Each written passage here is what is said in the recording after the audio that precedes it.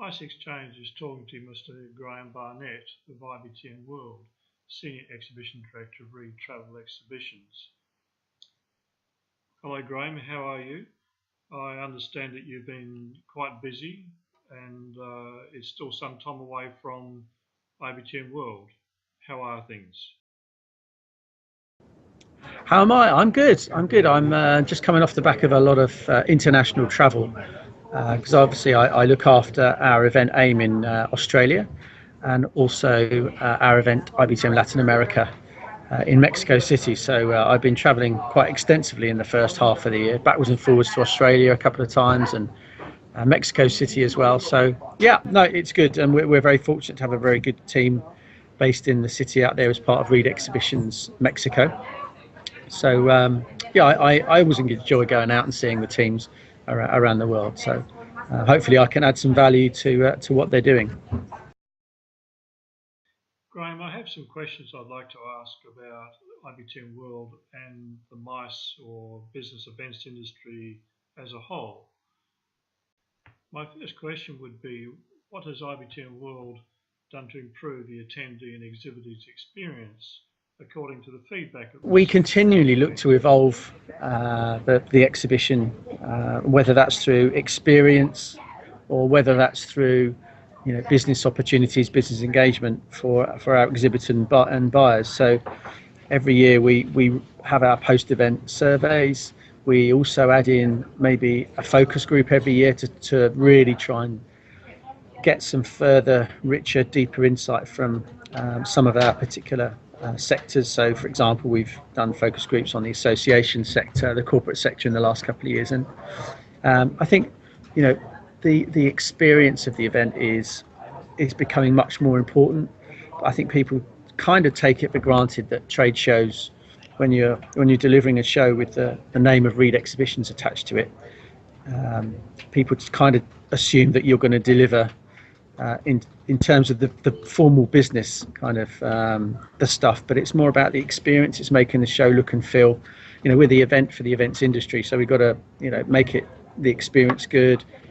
The journey experience has got to be efficient and effective from the moment that our hosted buyers leave their own local destination to the point that they return back. That it's got to be seamless, it's got to be fun, it's got to be engaging. The exhibition floor has got to be vibrant, lively. We're very fortunate in our industry. The investment that our exhibitors put into their stands is significant. So and that's supplemented by things like the knowledge and education programs, the environment that we put together. So for example, one thing we did last year was bring all of the education down onto the show floor, working with our partners ACS, which was a themed knowledge village, knowledge hub, which was a great success, and that came directly through feedback from a lot of our trade visitors and hosted buyers that they wanted to be more compact. They want everything nicely laid out in a dynamic way. So we take feedback very seriously, and we'll always be looking to enhance the experience of the exhibition, and as well as the formal business appointments side of things as well. So it's always an evolving story. You're never finished with a trade show. There's always things to develop and evolve. Graeme, is it a balancing act for the organisers to meet the needs and expectations of attendees, exhibitors, associations, etc.? Absolutely. And exhibitors are there. They want to see as many hosted buyers as they can, relevant hosted buyers particularly that have got potential business for them. With 3,000 exhibitors, 4,000 hosted buyers, you're never going to match perfectly everybody that wants to meet everybody else. That's not just going to happen. But we hope that by the sophisticated appointment process that we have, you're going to bring relevant buyers and suppliers together far more regularly than not. So balancing the needs of what an exhibitor wants between what a hosted buyer wants, for example. And hosted buyers, generally speaking, we will manage 50% of their time on the show floor through the pre-scheduled appointments that they have. So that means 50% of the time they've got to do other things. Now, that could be a balance of learning, education, it could be peer-to-peer networking, it could be sourcing other exhibitors that they want to meet outside of the program that we arrange for them. So there's a real balance between providing the right amount of time in terms of formal business appointments, but allowing them to discover, use their time to discover what they want to, manage their own time.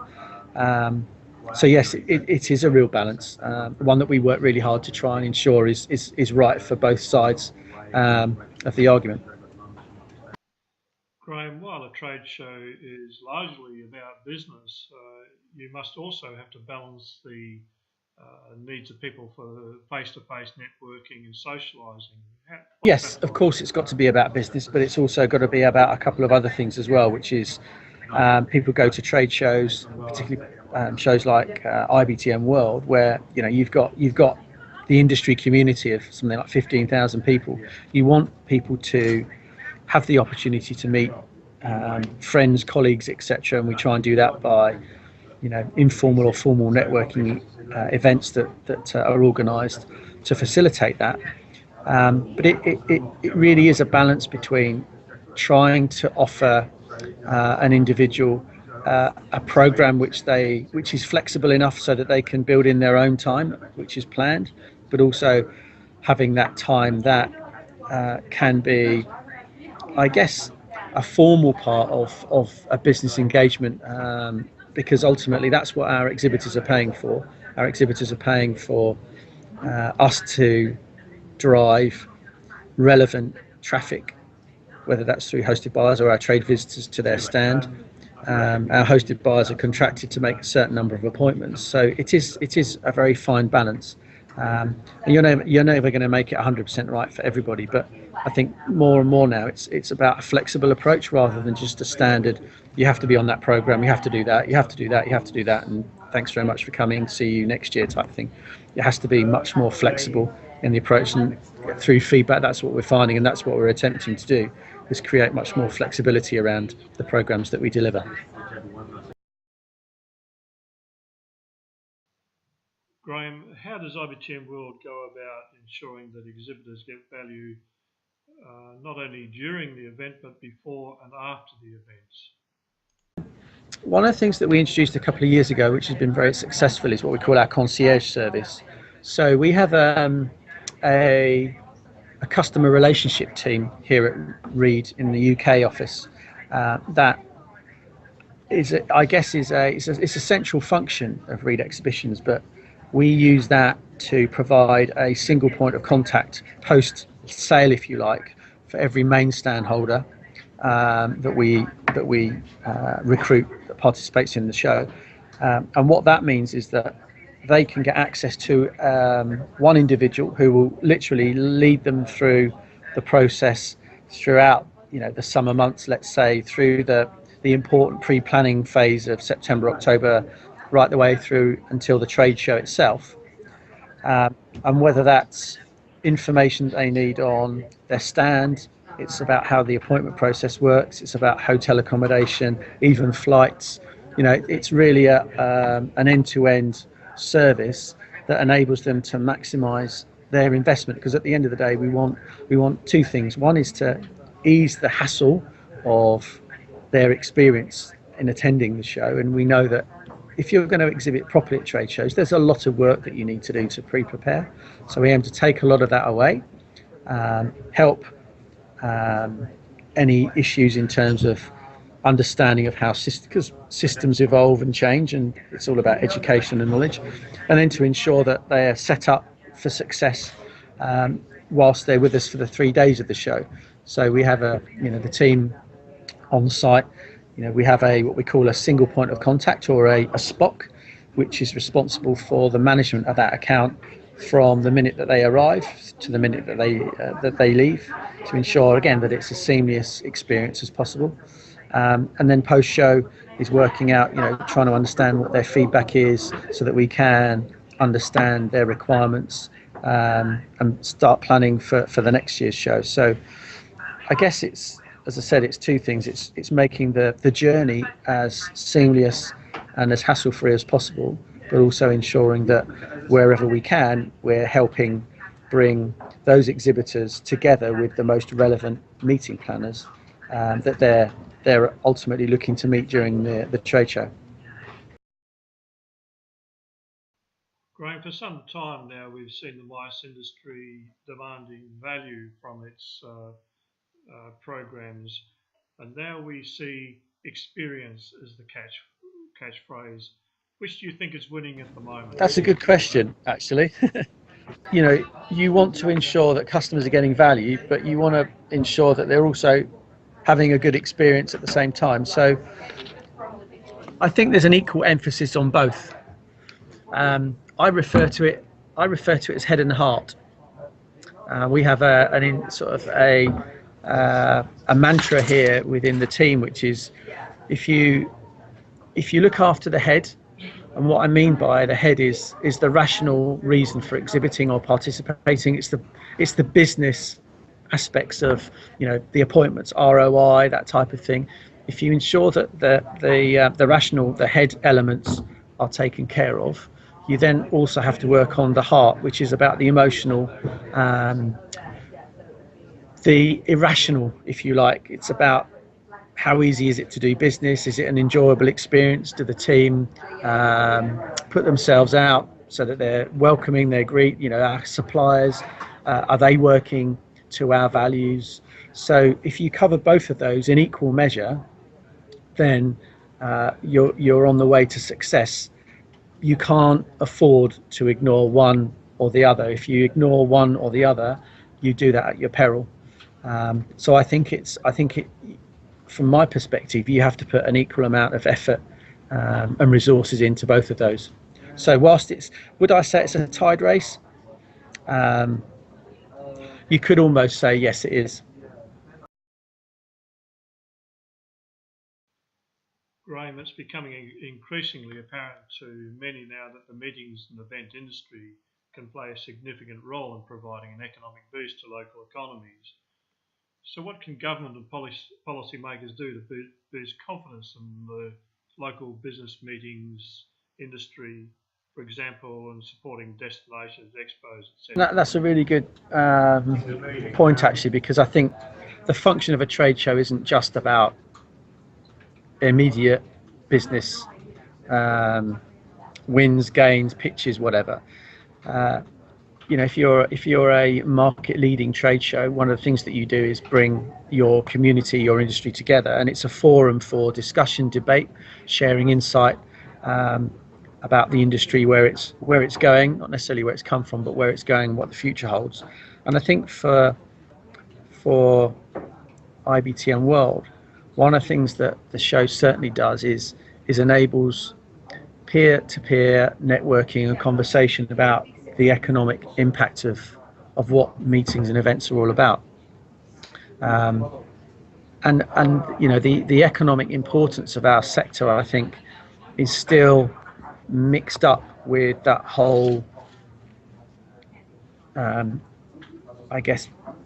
management of data analysis about tourism per se. So there's been some great work done with tourism satellite accounting, which the UNWTO have instigated. There's some very successful studies which try and pick the value of the meetings and events sector out of the general, you know, tourism figures.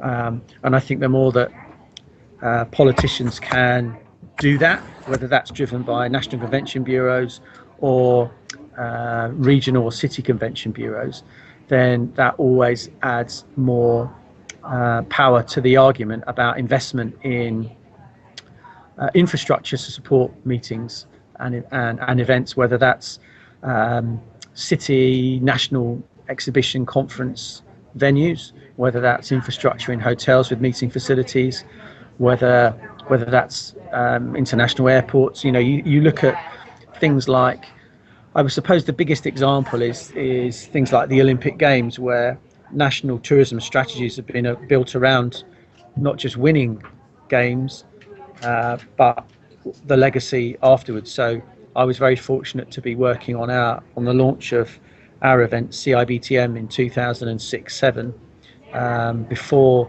the Olympic Games in Beijing, and the Beijing Games was a central part of the tourism industry, the strategy of tourism, business tourism, particularly in China, but also Beijing. And what the impact of that was. You look at the infrastructure that created. I'm not talking about a world-class stadium, but I'm talking about things like the airport. The growth of international routes into Beijing, the facilities that airport has to offer, the hotel infrastructure.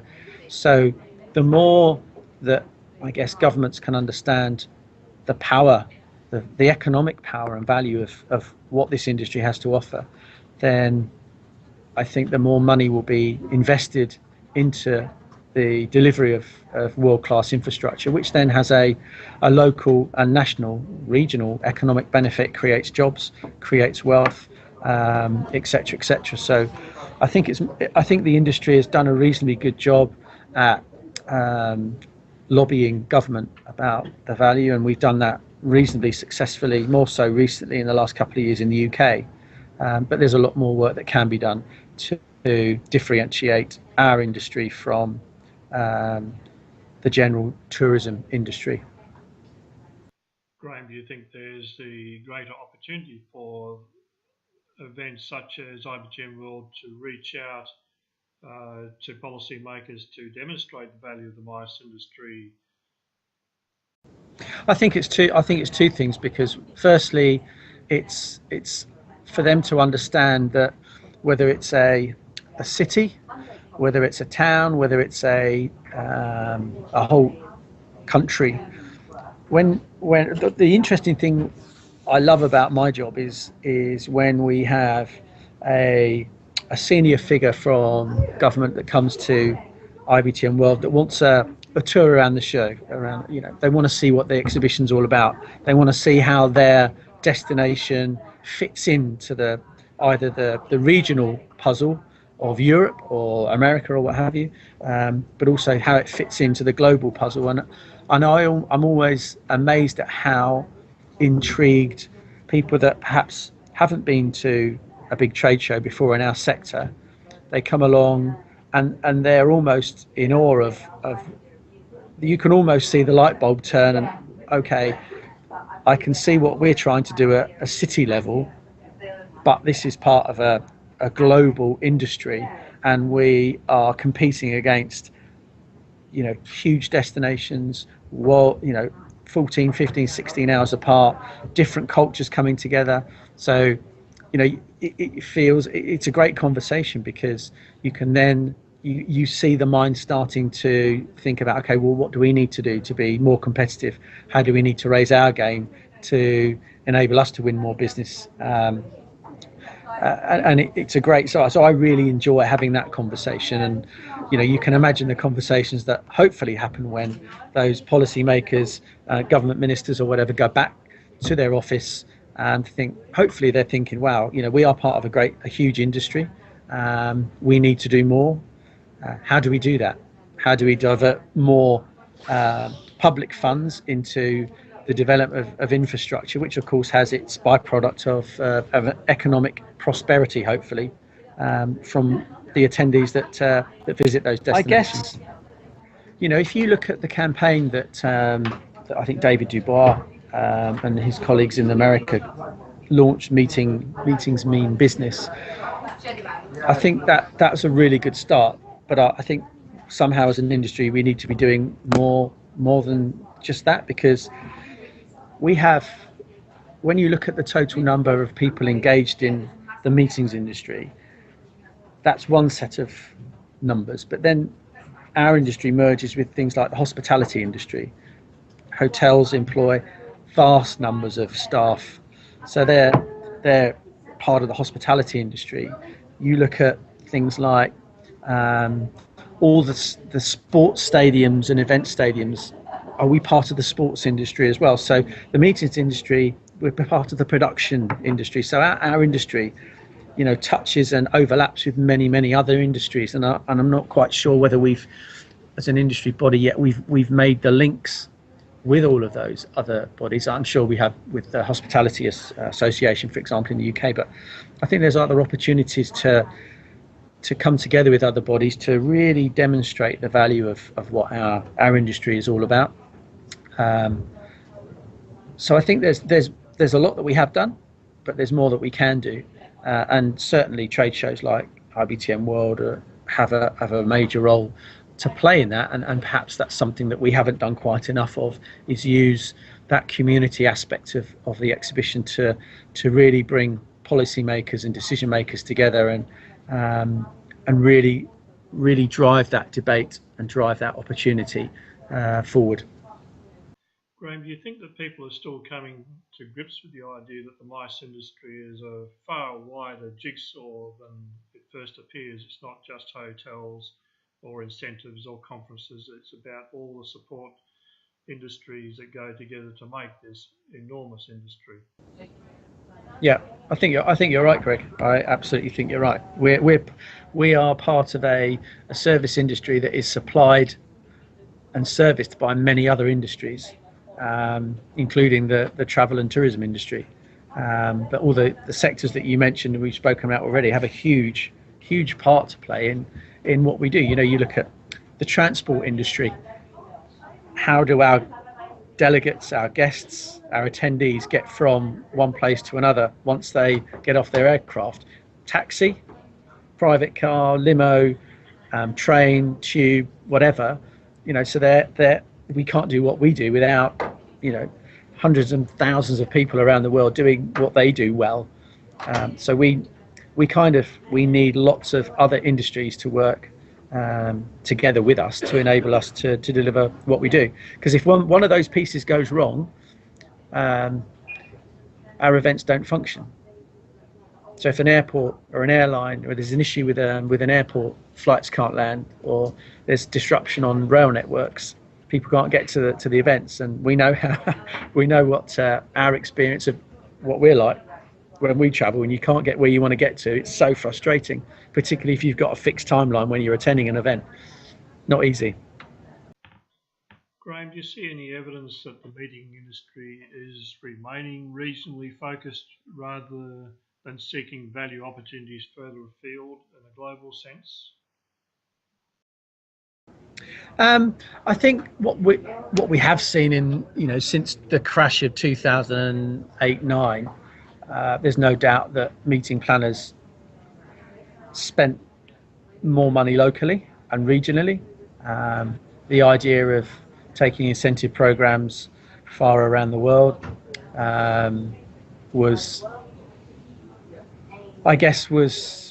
cut short for a couple of years. You know, it's great to see that the word incentive now is coming back in. I wouldn't say necessarily into fashion, in vogue, but it's certainly now accepted again, and people are starting to book incentive programs, which is fantastic for our industry, of course, and those people that rely on the incentive sector.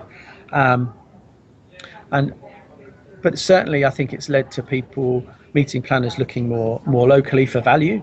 But at the same time, those meeting planners still want a memorability factor. They still want, even though you're creating a program perhaps which is more local to home, where you're using destinations that perhaps people know about and they have preconceived ideas about, rather than going, you know, 12,000 miles around the world, you still got to make it memorable. You've still got to make it different. You've still got to create that sense of I want to be there. I've got to go, and I've got value out of the interaction. So I think it's definitely become more regional, but I hope it becomes more global again. When you look at let's say over the last 10 years, what some destinations have been able to do in terms of, you know, investing in that infrastructure, becoming much more appealing and competitive in their destination product, has been fantastic. You know, you look at what's happened in Asia, you look what's happened in the Middle East in terms of their attractiveness now for international meetings. It's been incredible. You look at closer to home, perhaps destinations like Barcelona, which, you know, it has, although we are obviously in Barcelona ourselves, you you know, that destination is a very mature destination. It's very incredibly well known. It's the most popular short break destination for leisure travel in Europe, but it continually reinvents itself. It continually looks to sharpen its product, if you like, and its product offer. So whilst I think it has become more regional, I think let's assume that the global economy has flattened out, that we're over the worst. I think it's going to take on more of a global shape, certainly in the next 5 years, for sure. Graeme, we see rapid advances in technology in the MICE industry. How do you see that sitting with the human need for face-to-face networking? And do you see likelihood of more integration of technology in meeting and events, or new forms alongside traditional networking? Well, certainly we've seen technology becoming more integrated within the face-to-face environment, but I think it's fairly clear that one is not at the behest of the other. They have to coexist, and I think what excites me is that, you know, there's technologies that are out in the marketplace that we haven't even heard of yet. Funnily enough, just from a personal experience, I went to just been buying a new car, and the guy I was dealing with at the dealership said, I've just come back from Germany on a week's training, and he said what we'll be able to do with our cars in 5 years' time is just almost unthinkable, really. So technology is impacting on our everyday lives, and that will be incorporated even more so in the world of meetings and events. And whether we like it or not, we have to get used to it. We have to incorporate it. We have to find value in it, and not just put technology in for technology's sake. You know, I think there's been a whole raft of technologies that perhaps have come into the events industry that event planners, organisers think, oh wow, that's a great technology, I'm going to implement it, but without actually understanding what the user experience is and does it add value to what you're trying to offer. So there's no point. It's so frustrating putting a piece of technology, an app together, and no one uses it because they can't understand it. The customer journey is not very good. The Wi-Fi is not good. So technology is definitely becoming a much more of a day-to-day provision for events, but I think to me it's more about what can the technology offer, how can it supplement and add value to the face-to-face element of engagement, and at the end of the day, what does it mean to the end user, because you want the end user to use it and to benefit from it. So every year, as you know, we run our Technology and Innovation Watch Awards. We have the Innovation Zone at the show, and it's fascinating to walk around and see, well, what technologies are here now, but also it's fascinating to try and pick, okay, which one of the top 10 in our Innovation Zone, which one's going to steal the market, which one's going to be really making an impact in the next couple of years. So without a doubt, technology is here to stay, and we've got to embrace it, and hopefully it delivers value for our participants.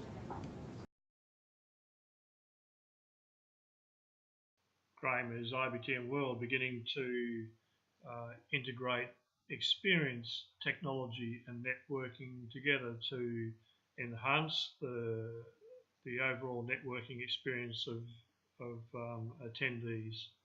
I mean, you've got the face-to-face side of engagement. So we have a content team here, we have an education team, and their role working with our operations team is to understand, well, how do people want to learn, how do people want to meet and react and engage with each other, and how do we provide a multiple set of platforms and able to do that. So for example, the knowledge village that we work on delivering, it's not just about putting 4 large conference lecture theatres together. It's saying, okay, well, people have different ways they want to learn, and some of it's more closer, small groups, some of it's big groups. There are sessions that it has a keynote speaker for 150, but it's creating each environment which is different because people want to learn and experience things in different ways. You then have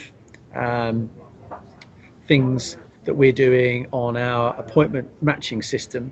So that's using technology to improve the matchmaking ability of our us as an organisation to match the right buyers with the right sellers. And the complexity of that is huge. It's algorithms and things that go way above my head, but it's the investment that we have to make to ensure that we're delivering the right connections at the show from a technological point of view to facilitate those meetings on site.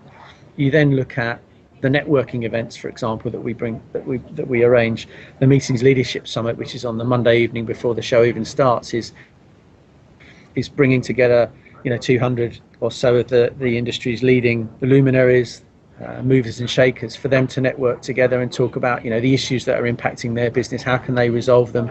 Are they facing the same challenges? How can they extend their own personal networks to meet new people that can help them solve some of those challenges? So you've got networking, you've got formal education, you've got connections and matchmaking through facilitated by technology. You've got a whole set of different dynamics that the team work on here to try and provide as many opportunities to bring people together. At the end of the day, that's what we are paid to do, is bring people together. But it's all about relevance, more and more so now. It's about the relevance of those interconnections. Sure, there are opportunities to have fun and party, whether it's our club night, whether it's the welcome reception, which is hosted by Barcelona Convention Bureau. There's lots of opportunities to do that, but it's our role really is to facilitate that relevance of connections. Graeme, what would you like to see IBTM World evolve into over the next, say, 3 years? What are your expectations or dreams of that scenario? Well, we know it's going to be in Barcelona. It's definitely going to be in Barcelona. So we're talking about IBTM World, 2019. I guess what I would like to see the show feel, the industry to feel that this is the place to be, to come together at the end of a year, the end of probably what hopefully is a very busy year, to start to think about the future, the next 12 months ahead. I guess it's about, again, raising the profile of our industry, as we spoke about earlier, and how we can bring more policymakers, decision makers from government to see what this industry is all about, to kind of touch it and feel it and be engaged fully in it. I guess for me, it's all about accentuating our role in supporting business success. Whether you're a national convention bureau, or you are a small independent hotel in Italy, for example, how can we help each one of those to become successful in business, or more successful in business, through what we can deliver through 3 days of meetings at the show? I also think that we can provide more of a platform for, I guess, for the industry to show off its vibrancy. I think trade shows are becoming more experiential. They have to become more experiential.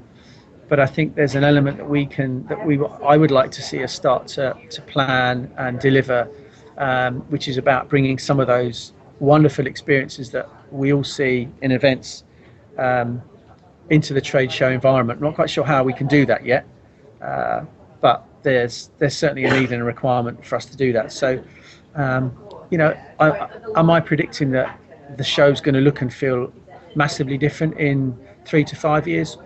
No, I'm not. But I'm certainly suggesting that there will be things that we are currently working on, developing on, to make the show certainly more successful.